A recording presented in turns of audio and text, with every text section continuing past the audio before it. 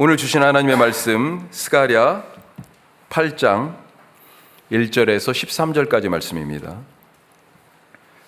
강릉에 비가 와서 걱정이죠. 거의 지금 단수 상황이죠. 농업용수 공급이 제일 먼저 끊겼습니다. 농부들이 아우성을 치고 있어요. 제한급수가 시작돼서 단계별로 지금 그래서 밸브의 수도 계량기 밸브의 75% 이상을 잠궜다. 그렇게 지금 돼 있습니다. 아파트 단지 같은 경우는 들으셨겠지만 더 급수 제한이 더 좀 엄격하게 물을 많이 쓰는 곳이라고 해가지고 또 통제하기가 훨씬 좀 쉬운 것 같아요. 그래가지고 뭐 듣기에는 하루에 2번 물이 나온다고 하고 그것도 졸졸졸졸 나오고 나오는 것도 한 30분 정도 나온다고 그러고 그러니까 한번 물이 나올 때면 그 물을 그래도 조금이라도 더 받아 놓으려고 그릇이란 그릇은 다 갖다가 물을 받거나 또 인터넷에서 뭐 이렇게 양동이 바게스 양동이를 막 주문해가지고 사는데 주소가 보니까 판매자가 보니까 강릉이더래요. 그래서 이 지금 이 가뭄 때문에 이걸 구입하나 보다. 그래가지고 무료로 그냥 돈을 안 받고 그렇게 배송을 해준 뭐 그런 이야기도 들었습니다. 그러다 보니까 절수용품이 나온다고 그래요. 물을 하여튼 어떻게라도 아껴 쓰고 이 물이 없는 상황에서 물을 최대한 아껴서 쓸 수 있는 뭐 대표적인 게 그런 거라고 그러네요. 페트병, 큰 페트병 뚜껑을 말고 거기에 샤워 꼭지 같은 것을 뚜껑으로 딱 꽂는 거예요. 그런 게 나왔대요. 그래가지고 어떤 사람은 페트병 2개로 샤워를 했다. 지금 샤워를 그렇게 할 수밖에 없는 형편인 거죠. 물이 없으니. 남의 이야기 같죠? 1시간 반 떨어진 강릉 이야기입니다. 우리는 오늘도 저녁에 가서 또 시원하게 샤워하실 거잖아. 심지어는 뭐 말씀드리기 그렇지만 민망하지만 쉬하고 한 번에 바로 물을 못 내리고 여럿이 몇 번은 쉬하고 내리거나 심지어는 페트병으로 우선은 모아놨다가 뭐 이런 얘기도 지금 들리고 있어요. 이번 주말 되면 토요일에 비 소식이 있다고 그러죠. 확률이 70~80%라고 그럽니다. 이번에는 좀 많이 왔으면 좋겠습니다. 충분히 왔으면 좋겠어요. 살짝씩 오기는 왔어요. 한 5mm 이 정도쯤. 그런데 저수지, 오봉저수지라고 그러죠. 그 저수지, 식수원이 되는 저수지, 수위가 안 올라가고 비가 살짝 왔는데도 떨어져, 계속. 무슨 말이에요? 땅이 너무 많이 말라 있어가지고 물을 다 흡수하니까 저수지로 지금 물이 못 내려간다는 거 아니에요. 정말 이번에는 비가 충분히 왔으면 좋겠습니다. 우리가 정말 얼마나 편하게 살고 있는지 깜빡깜빡 잊을 때가 있어요. 집도 차도 먹을 것도 참 편리한 세상입니다. 사람의 인생이 사실 그런데 생각해 보니까 이런 거 아닙니까? 하늘에서 내려주지 않으니까 하나님이 돕지 않으시면요 21세기 이 시대, 이런 시대를, 우주를 가는 시대를 폼나게 살아가고 있는 그 사람이 순식간에 원시인이 되어버립니다. 비 좀 안 온다고 그냥 눈 깜빡할 사이에 며칠 새에 원시 시대로 돌아간 것 같아요. 자연은 인간을 겸손하게 만듭니다. 인간이 얼마나 보잘것없고 연약한 존재인지 자연 앞에 딱 서면 알게 돼요. 우리가 강풍, 태풍 같은 폭우, 겨울에 또 폭설, 이런 소위 말하는 자연재해들을 만날 때마다 느끼지 않습니까? 우리가 얼마나 작고 연약한 존재인지. 우리나라는 그럴 일이 별로 없지만 전에도 말씀드린 것 같은데 지진을 한 번쯤 그래도 살짝 경험해 보기도 하잖아요. 제가 LA에 있을 때 지진이 났었어요. 깜짝 놀랐습니다. 식사 중이었는데 덜덜덜덜덜 이렇게 집이 떨려요. 덜덜덜덜덜덜 이렇게. 와, 지진이구나 머릿속에. 순간 지진이구나 이렇게 딱 생각이 드는데 저는 얼어붙어서 식탁만 딱 붙들고 이러고 있는데 저희 애들 둘이 그때 초등학생이었어요. 애들 둘이 탁 식탁 밑으로 들어가더라고요. 와, 그 사이에 얼마 안 됐는데 온 지 1년도 안 됐을 때예요. 그런데 학교에서 벌써 배운 거예요. 그런 훈련을 했던 거지. 그리고 그 지진이 나면 운동장에 하여튼 딱 나와가지고 뭐 어떻게 숨고 그다음에 운동장으로 대피하고 막 이런 연습을 했다고 그러더라고요. 나중에 물어보니까 그게 벌써 딱 이 식탁 밑으로 들어가. 와, 깜짝 놀랐어요. 한 번은 LA에 그때 섬기던 교회에 있었어요. 그런데 이번엔 지진이 났는데 약간 멀미날 것 같은 느낌이에요. 뭐냐면 이렇게 파도를 타는 것 같아요. 출렁출렁 이런 느낌이 나요. 출렁출렁. 아까는 털털털털 이랬는데요. 우리가 혹시 기억나시는지 모르겠습니다. 지진파에 P파와 S파가 있는데 하나 P파는 이렇게 흔들리고 S파는 뭐 이게 맞나? 하여튼 둘 중에 하나가 이러는 거예요. 서로 방향이 다른 거예요. 이렇게 출렁출렁. 그때 그 교회 로비에 샹들리에 큰 조명 같은 게 이렇게 매달려 있었습니다. 그런데 이게 그네를 타듯이 이렇게 흔들려요.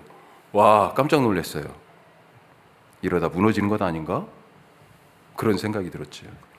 지진을 과학적으로는 지진이 일어나는 원인을 판구조론에 빗대어서 얘기합니다. 갑자기 지구과학 시간이 돼서 이 판과 판이 있잖아요. 우리 지각에 이것이 1년에 수센치에서 수십 센치까지 이렇게 이동을 하는데 이동할 때마다 엄청난 에너지가 발생합니다. 그리고 그 에너지가 축적돼 있다가 어느 임계점에 이르면 그것이 이제 견디지 못하고 에너지를 발산하게 되는 거죠. 그게 지진으로 우리에게는 나타나는 겁니다. 자, 과학적으로는 그렇게 말할 수 있지만 또 다른 방식으로 표현하면 뭐예요? 지구가 한번 뻐근하다 지금 기지개 편 거 아닙니까? 그렇죠? 하나는 과학적 설명이고 하나는 문학적 설명이라고 얘기할 수 있겠어요. 예.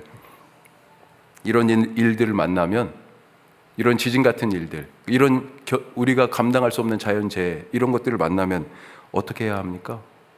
아무리 방어하고 방어해도 그게 됩니까? 안 되죠. 안 돼요. 그런 상황에서 우리가 어떻게 해야 돼요? 인간이 얼마나 미미하고 연약한 존재인지를 깨닫고 먼저 겸손해야 합니다. 그리고 또 어떻게 해야 됩니까? 이 위대한 힘보다 훨씬 크신 이 자연 우주를 만드신 하나님을 봐야 돼요. 하나님이 계시는구나. 하나님이 도우시지 않으면 그래서 사람들이요 아무것도 아닙니다. 아무것도 아니에요. 하나님을 떠나서 우리가 아무것도 할 수 없습니다. 우리 임직하시는 분들 특별히 임직하시는 분들뿐만 아니라 우리 모두 다 마찬가지죠. 우리가 이런 자세로 하나님 앞에 서 있어야 되지 않겠습니까? 우리 직분을 어떻게 감당하려고 그래요? 하나님이 돕지 아니하시면 우리에게 성령을 부어주지 아니하시면 그 직분을 직분답게 감당할 수가 없고요. 사람이 사람답게 살아갈 수가 없어요. 나는 하나님이 돕지 아니하시면 아무것도 아닌 그런 존재입니다. 이런 고백이 우리의 삶에 늘 있으실 수 있길 바랍니다. 자, 이런 마음으로 우리가 오늘 말씀 속으로 조금만 더 들어가 봅시다. 첫 번째, 같이 해요. 말씀이 비처럼 내린다. 지금 비를 갈망하면서 말씀을 나눴는데 말씀이요, 오늘 말씀에 보니까 비처럼 내리고 있어요. 부족함이 없이. 자, 8장 반절까지 읽었는데 8장 전체를 보면 제일 많이 반복되는 이야기가 있습니다. 가장 많이 반복되는 구절. 오늘 13절까지 읽었는데 13절까지도 마찬가지예요. 5번이나 반복되어 있습니다. 8장 전체로 보면 9번이 반복되어 있어요. 뭡니까? 만군의 여호와가 이같이 말하노라. 계속 말씀하고 계세요. 방금 만군의 여호와가 이같이 말하노라 했는데 그 다음에 한두 줄 지나서 또 만군의 여호와가 이같이 말하노라, 또 만군의 여호와가 이같이 말하노라. 이 8장에 9번이나 얘기하고 있다니까요. 오늘 13절까지는요 5번이나 얘기하고 있어요. 5번이나 하나님이 계속해서 말씀을 하늘문을 여시고 비처럼 쏟아붓고 계십니다. 왜요? 지금 땅에, 이 사람 사는 땅에 보니까 온통 기근으로 고생하고 있거든요. 마음이 쩍쩍 갈라져 있거든요.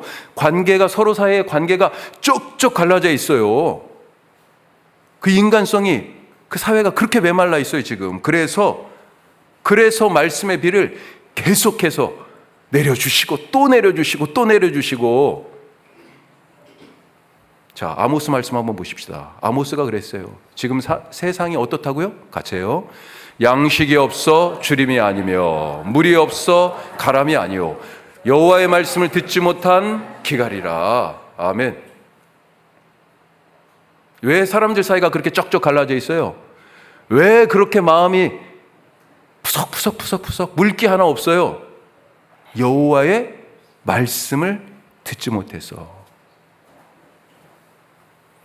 지금 이 땅의 가뭄을 해결하려고 정부까지 나서가지고 갖가지 노력을 하고 있습니다. 전국에서 소방차가 다 왔잖아요. 물을 퍼나릅니다. 그걸 보면서 저걸로 될까?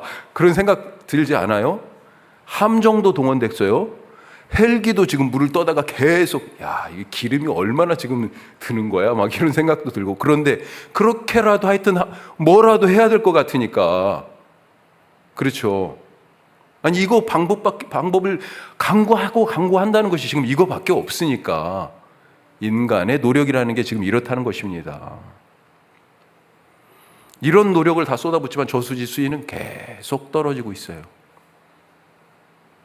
결국 해결은요, 하늘 문이 열려 하늘에서 비가 와야 되는 거죠. 그게 근본적인 해결입니다. 사람들이 지금 살아가면서 먹을 것과 마실 물이 있으니까요, 잘 살고 있다, 우리 잘 살고 있어, 이렇게 착각합니다. 하지만 실상은 어때요? 삐쩍 말라 있어요. 사막 한가운데에서 목말라 하는 것 같은 그런 모습으로 사실은 살고 있습니다.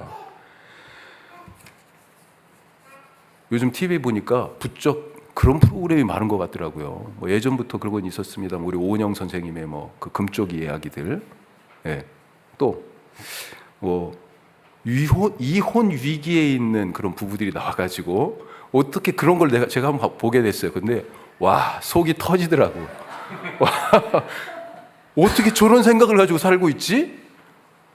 와, 진짜 너무 황당한 그 부부들의 이야기들이 어떻게 저렇게 살지? 무슨 문제입니까, 이게 다?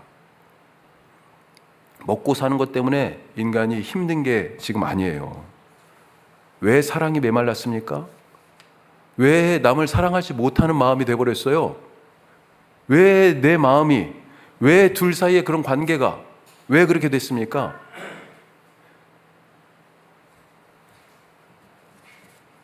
여호와의 말씀이 없어서다. 목사님 너무 식상한 말씀 아니에요? 전문가와 패널들이 좋은 솔루션들을 제시합니다. 좋습니다. 예, 도움이 될 거예요. 하지만 진짜 도움이, 진짜 해결책이, 제 느낌에 그런 생각이 들더라고요. 저거 소방차에다 물 담아가지고 저수지에 붓는 것 같은 거 아닌 거야? 헬기로 심지어 함정까지 동원해서 그렇게 물 채우려고 애쓰는 건 혹시 아닐까? 진짜 근본적인 해결책이 우리는 어디라고 믿어요? 어디에서 온다고요? 하나님에게서. 하나님의 말씀이 우리의 삶의 근본적인 해결책이다. 왜요?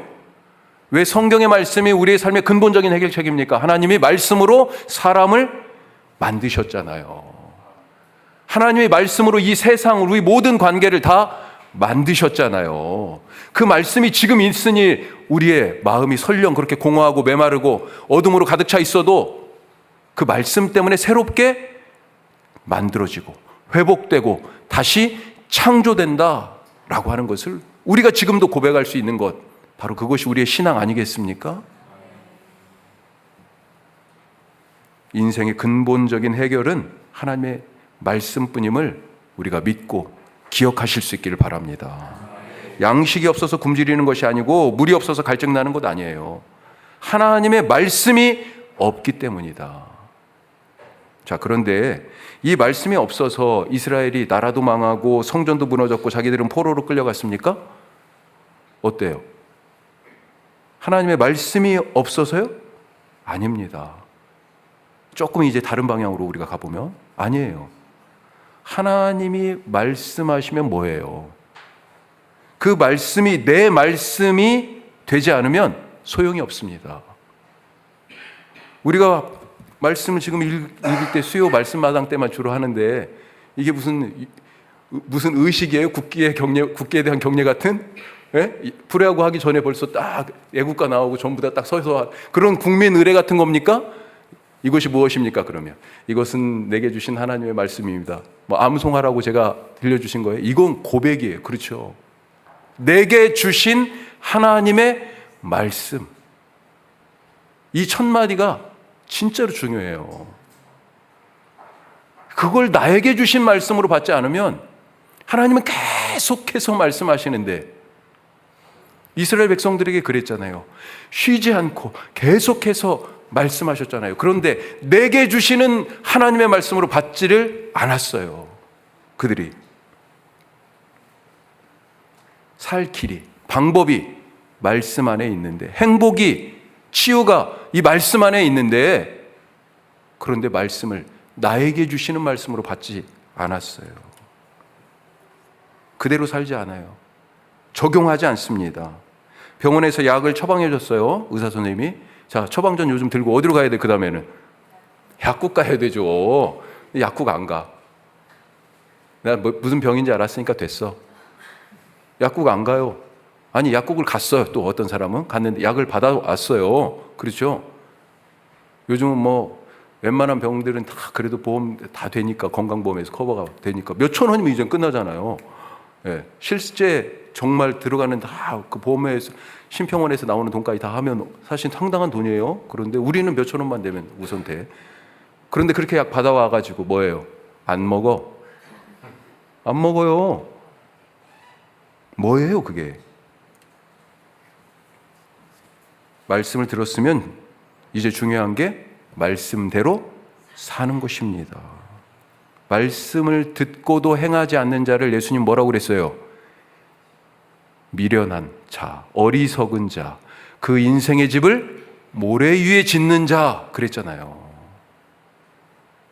십계명이 없어서, 그 하나님의 말씀이 없어서 이스라엘이 망했습니까? 아니죠. 말씀대로 살지 않아서 그래요. 성전이 없어서 예배할 자리가 없어가지고 이스라엘 백성들이 망한 거예요? 아니죠.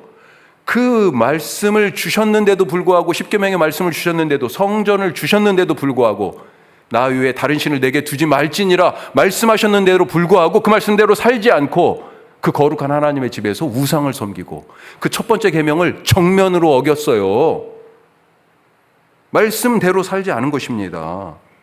거짓말 하지 말라고 하셨는데 생각해요. 내가 지금 이 말을 하면 나에게 이익이 될까? 해가 될까? 예? 어떻습니까? 그러다가 이렇게 저렇게 이렇게 말할까 저렇게 말할까 따져요. 진실을 말하라고 말씀하셨는데 예면 예 아니면 아니오라고 말하라고 그러셨잖아요. 거짓말 하지 말라고, 거짓 증거하지 말라고 그랬잖아요. 그런데 나한테 이익이 될까 해가 될까?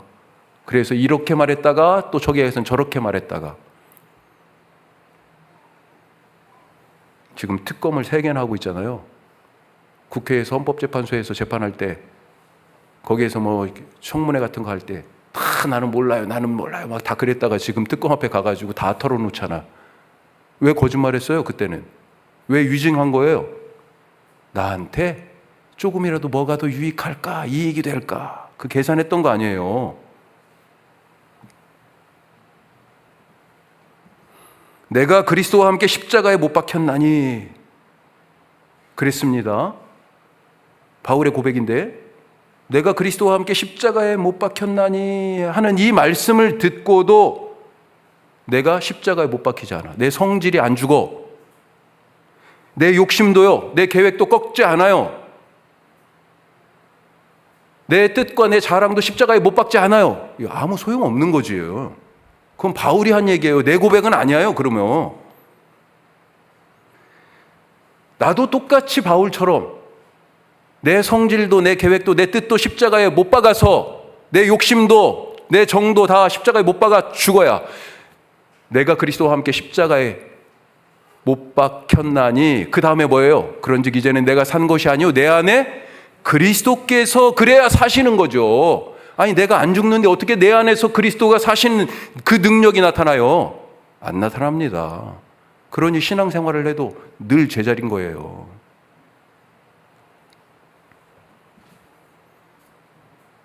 조금 더 건너뛰어서 자, 말씀을 마음판에 새긴다고 그랬습니다. 마음판에 새긴다. 어떻게 해야 새겨집니까?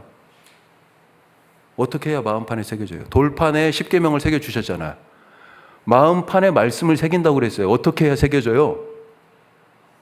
한번 좀 생각해 보지 않으셨어요? 많이 읽으면요, 성경을? 많이 들으면요? 요즘은 성경 읽기 프로그램도 있잖아요. 유튜브 딱 해놓은 마가복음 오늘 들으면서 자야지. 예? 아니면 어디 갈 때, 운동할 때, 나 성경 들어야지. 아니, 설교 들어야지. 어느 목사님 설교. 야, 원주 함께하는 교회 목사님 설교 최고라더라. 아멘을 안 하시네.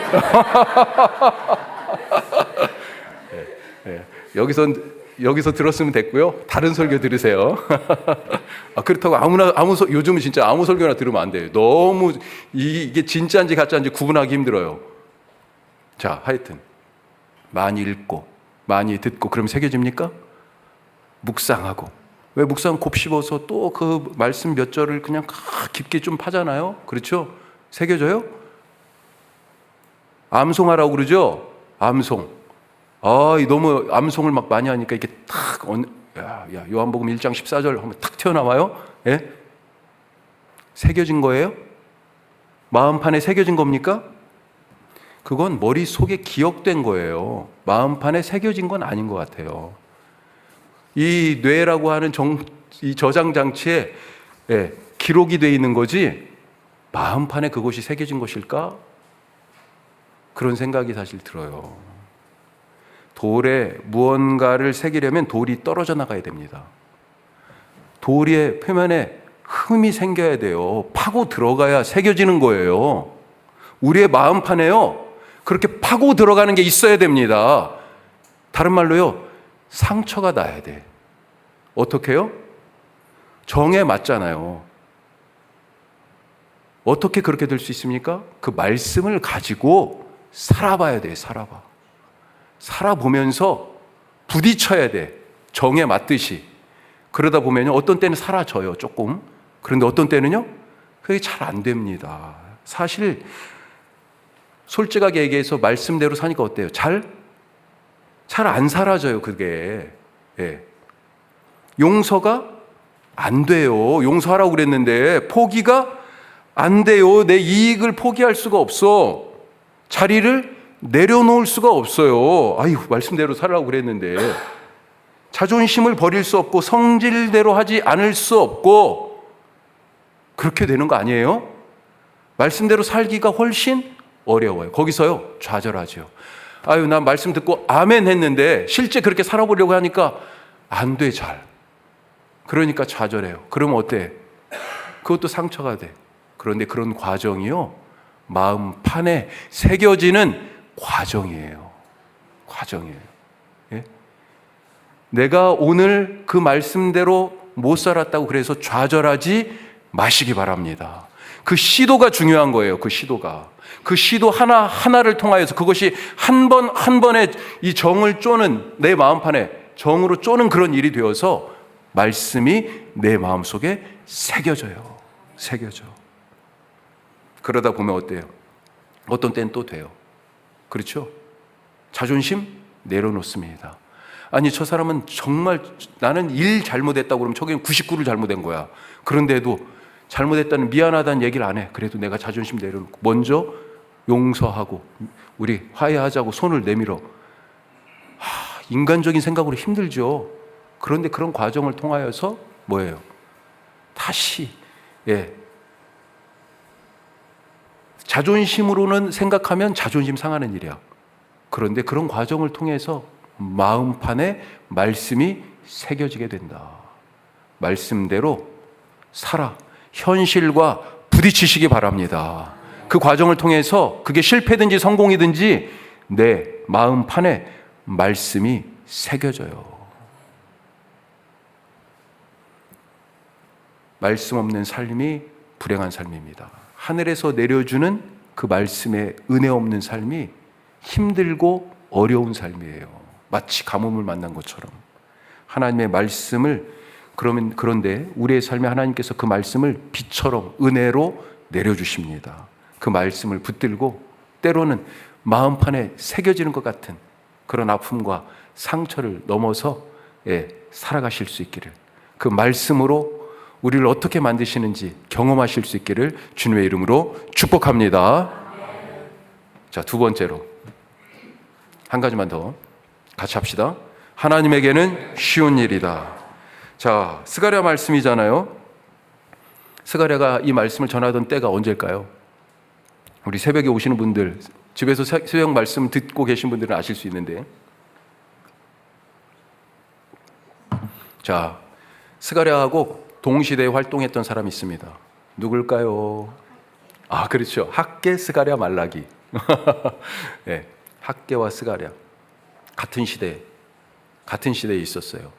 거의 비슷한 말씀을 선포하고 전했습니다. 참 이런 믿음의 친구가 있으면 참 좋을 것 같아요.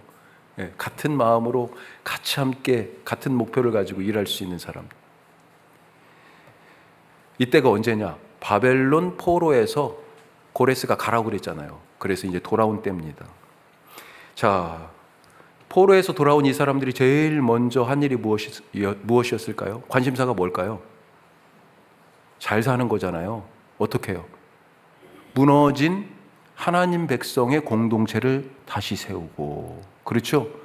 깨졌던 우리의 신앙을 다시 새롭게 하고, 그래서 신앙의 재건, 공동체의 재건, 이것이 이 사람들의 가장 중요한 목표였습니다. 그것을 위하여서 그래서 신앙 재건, 공동체 재건 프로젝트를 수행하는 첫 번째 가장 기초적인 단계로 뭘 정했을까요? 성전 재건입니다. 성전을 빨리 세워야 되겠다. 그 전에 성전은 어디 있어요? 솔로몬 성전이잖아요. 완전히 무너졌잖아요. 없어요. 몇십 년간 지금 성전이 무너진 상태로 있었습니다. 딱 돌아와서 그래서 우리의 신앙, 우리의 공동체를 다시 세우는 첫 번째 출발은 뭐예요? 성전을 재건하는 것이다. 그래서 바로 성전 재건에 힘썼습니다. 총독 스룹바벨과 대제사장 여호수아가 두 사람이 앞장섰어요. 스가랴에서는 이 두 사람을 두 감람나무 이렇게까지 표현합니다. 하여튼 이 두 사람을 중심으로 해가지고 성전 재건에 막 이제 힘을 써요. 그런데 2년도 못 가서 중단하게 됩니다. 왜? 주변 민족 나라들이 너무 반대하는 거예요. 그 반대가 너무 극심해서 그 압력을 결국 견딜 수가 없었어요. 중단했습니다. 중단했어요. 그렇게 16년이 지났어요. 16년이. 그게 바로 이 스가랴서의 배경입니다. 기대를 갖고 고향 땅에 왔지만, 그리고 의욕적으로 실행했지만 지금은 모든 것이 막혀버리고 스톱되어 있는 상태예요. 어떤 거예요? 이도 저도 아닌 어정쩡한 상황입니다. 여기까지 지금 달려왔는데 더 앞으로 갈 수도 없고 안 갈 수도 없는 그런 상황이에요. 이때 하나님께서 스가랴를 통해서, 학개를 통해서 말씀과 환상으로 성전 재건에 대한 희망을 보여주고 계십니다. 어떤 희망이에요? 하나님이 먼저 이 상황에서 비전을 제시하는 거예요. 어떤 비전을 제시합니까? 뭐 여러 가지가 있습니다만, 자, 2절 3절에는 무슨 얘기가 나와요? 예루살렘이 어떤 도시가 된다고요? 3절에 보면 내가 시온에 앉아가지고 예루살렘에 살면서, 예루살렘은 진리의 성읍, 그리고 그 산은 무슨 산이요? 거룩한 산, 성산이 되겠다. 그렇게 얘기하고, 4절에서는요 뭐라고 말씀하십니까? 자, 예루살렘이 어떻게 변해요? 풍경이 예루살렘 길거리에 늙은 남자, 늙은 여자들이 있다. 예. 이분들이 다 나이가 많아가지고 저마다 뭘 하고 있다고요? 지팡이 짚고 다닌대요. 우리 마영자 권사님 오늘도 지팡이 2개 짚고 오셨는데. 자, 그리고 5절에서는 뭐라고 얘기합니까? 거리에, 또 예루살렘 거리 풍경에 소년 소녀들이 가득하여 뛰어노는 소리가 가득하다 그랬습니다. 이게 무슨 말입니까? 정말 대단한 말씀이에요. 폐허가 되어 있던 이 예루살렘이 어떻게 된다고요? 지금 아직도 성벽이 무너져 있고요. 성전은 짓다가 지금 말았어요. 기초는 조금 닦아놓고 그것도 말았어. 엄청 어수선합니다. 성벽이 없으니 안정감이 없어요. 아직 버려진 도시 같은 그런 모습이에요. 사람이 아직도 왕래하지 못하고 뜸합니다. 그런데요, 예루살렘 거리 풍경이 앞으로 어떻게 바뀌어요? 늙은 남자, 늙은 여자, 젊은 자녀들, 소년, 소녀들이요, 지팡이도 짚고 다니고 막 웃으면서 뛰어노는 소리가 이 길거리에 가득하다. 지금 그렇게 말씀합니다.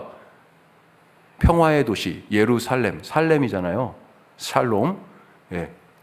이 도시가 평화로 가득할 것이다 라고 하는 얘기입니다. 당시에 그렇게 나이가 들어서 오래 산다라고 하는 거, 지팡이를 짚고도 살 정도로, 이건 뭐예요? 전쟁이 없다는 얘기지. 그만큼 오래 살 수 있는 환경이 되었다는 얘기잖아요. 애들이 지금 길거리에 가득합니다. 이 말씀을 읽으면서 우리 교회의 미래를 이런 방식으로 하나님 보여주시나? 이런 생각이 들었어요. 예? 우리뿐만 아니라 지금 한국에 있는 모든 교회들이 사실 꿈꾸는 모습 아니에요? 아시지만 필리핀 우리 박선호 선교사님이나 주일중 선교사님, 그리고 또 얼마 전에 우리가 부활절에 같이 연결됐던 박종민 선교사님, 캄보디아 행복한 집에 김수현 선교사님, 이렇게 가끔 사진도 보내주시고 그러잖아요. 제가 깜빡 잊고 다 못 보내드리는 것 같아. 근데 올 때마다 그래도 가능하면 사랑방통해서 보내드리려고 하는데, 보면 부러워요. 안 부러워요? 부러워요. 거기 애들이 왜 이렇게 많아? 거기 애들이 왜 이렇게 많아요? 너무 부러워요. 그런데 우리 한국의 교회들 어떻습니까? 규모가 크거나 작거나 상관없이 전부 다 아이들이 지금 없어요. 없어요. 정말 두렵고 걱정스럽습니다.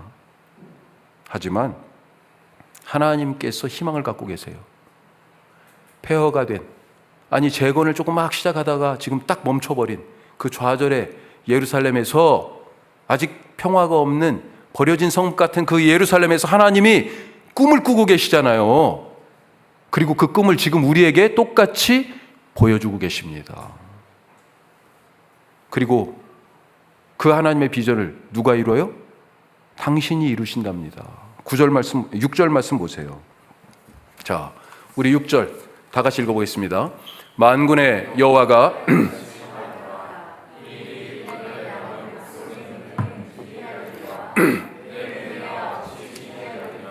만군의 여호와의 말이니라. 야, 우리는 세상 꿈도 못 꾸던 이야기인데, 그래서 그게 된 걸 보고, 이야, 이게 어떻게 됐지? 너무 기이해, 너무 놀라워요. 그런데 하나님 볼 때는요, 이거 하나님이 하시는 일, 이거 아무것도 아니잖아요.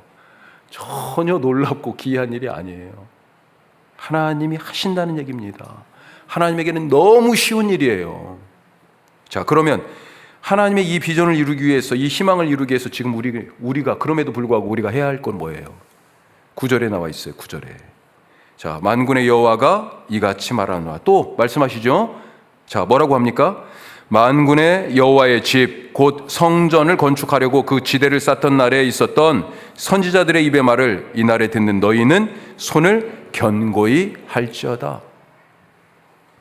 그때 성전의 기초를 놓으면서 말했던 선지자들이 있잖아요. 그들의 말을 지금 듣는 것처럼 듣는 너희들이 어떻게 하라고요? 손을 견고하게 하라, 강하게 하라. 무슨 말입니까? 주님이 이 손을 붙들고 계시다는 거예요. 이 성전을 다시 세우는 이 일을 하는 이 손을 누가? 주님이 붙들고 계시다는 겁니다. 그래서 스가랴가 지금 멈춰있는 이 성전 짓는 것을 다시 시작하라고 지금 권고하는 거예요. 하나님이 우리를 통해서 짓고 싶은 성전 무엇입니까? 어떤 성전이에요? 우리가 지금 LHTF를 구성했어요. 다시. 예. 그것 때문에 지금 어디에다 지금 어디 혹시 땅이 있나? 아니, 요즘 혁신도시 어디 공실 딱 한 층이 딱 비어 있는 우리한테 딱 맞는 주차도 넉넉하게 할 수 있고 그런데 찾는 겁니까? 그런 일들도 해요. 그렇지만 우리가 정말로 세워야 될 성전이 뭐예요? 어떻게 보면 그런 것은요, 저는 분명히 믿습니다. 우리가 이 자리, 이 두 칸, 여기에 지금 터를 잡고 7년을 있으면서요, 이거 우리가 잡은 거 아니에요. 그때 당시에 시세가 확정되지 않았지만 월세를 200만 원씩 달라고 그랬습니다. 다 알아볼 때마다. 그런데 여기가 50만 원에 나왔어요. 그것도 두 주인이 다른데 양쪽이 똑같이 50만 원씩. 이런 데가 없었어요. 그냥 우리를 위해서 하나님이 딱 그 타이밍에 그때 딱 그냥 준비해 주신 거예요. 물론 우리는 노력하겠죠. 어디 더 적절한 자리가 있을까 찾아도 봐야 되죠. 하지만 확신하건대 그건 우리의 프라이어리티, 우리의 우선순위가 아니에요. 그건 누가요? 하나님이 하실 것입니다. 우리가 진짜 세울 성전은 뭐예요? 우리가 진짜 되어야 할 교회는 뭐예요? 지금 그것을 말씀하고 계시는 거죠. 그것을. 어떤 교회를 내가 세우기 원하는지 아느냐? 너희가 어떤 성전이 되기를 원하는지 아느냐? 지금 이렇게 우리에게 말씀하시고 그 성전을, 그 교회를 세우라고 당부하고 계시지 않습니까? 하나님이 원하시는 그 성전, 그 교회, 어떤 교회예요? 여러 가지가 있을 수 있겠습니다만 함께하는 그 구원의 비전, 그 영적 비전을, 그 가치를 이루어가는 교회, 그거라고 저는 확신합니다. 하나님과 함께하는, 그래서 예배 잘 드리는 공동체예요. 우리는 또 이 세상에 이웃들과 함께하는, 그게 바로 구원의 공동체죠. 오늘 다 안 읽었습니다만 8장 맨 끝에 결국은 온 세상 사람들이 다 주님 앞에 오는 비전을 얘기해요. 예? 그 함께하는. 그런데 여기에 바로 고민의 지점이 있어요. 우리의 고민의 지점, 목사로서의 제 고민의 지점이 어떻게 이 이웃들과 함께할 수 있을까? 어떻게? 사실 우리가 부족하지만 나름대로 그동안 우리가 노력해 왔습니다. 그래서 공동육아, 이름도 있고 부서도 있습니다. 지금 공유 책장, 하여튼 책도 있어요. 예? 그리고 독서 모임도 했었고 나름 시도도 했어요. 그런데 한 발 더 나가기가 사실 쉽지 않네요. 그렇죠? 하지만 분명한 것은 이것이 우리에게 맡겨진 사명이라는 것입니다. 우리가 계속해서 지어야 할 교회, 성전의 모습이라는 거예요. 그래서 어떻게 할까? 어떻게 해야지? 이러고 있는 우리에게 지금 주님이 뭐라고 그러세요? 걱정하지 마 하고 손을 딱 붙잡고 우리의 손을 견고히 하시는 것입니다. 강하게, 강한 손이야 너희 손은. 그러면서요, 내가 붙들고 있으니.